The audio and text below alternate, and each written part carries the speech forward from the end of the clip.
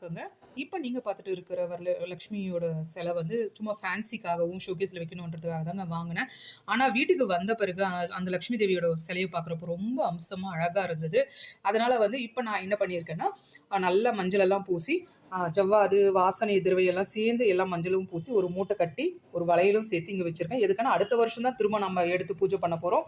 அந்த மூட்டையில என்னென்னலாம் இருக்குன்னா, நெல்லு, வசம்பு பூச்சி பிடிக்காம இருக்கிறதுக்காக ரூ. 5 காயின் 5 வச்சிருக்கேன். மஞ்சள் அடுத்த இன்னொரு மஞ்சள் இருக்கு இல்லைங்களா அது, அப்புறம் ஜாதிக்காய், கொட்டைப்பாக்கு, வளையல், இது எல்லாத்தையும் சேர்த்து ஒரு மஞ்சள் துணியில ஏலக்காய், ஒரு 4 ஏலக்காய் சேர்த்து இந்த மஞ்சள் துணியில கட்டி, வளையலும் வந்து கையில் போட்டு வச்சுருக்கோங்க. எப்பவுமே மங்களகரமாக இருக்கணும். லக்ஷ்மி தேவியை வந்து நம்ம அப்படியே எடுத்து வைக்கிறதுக்கு மனசு இல்லைங்க.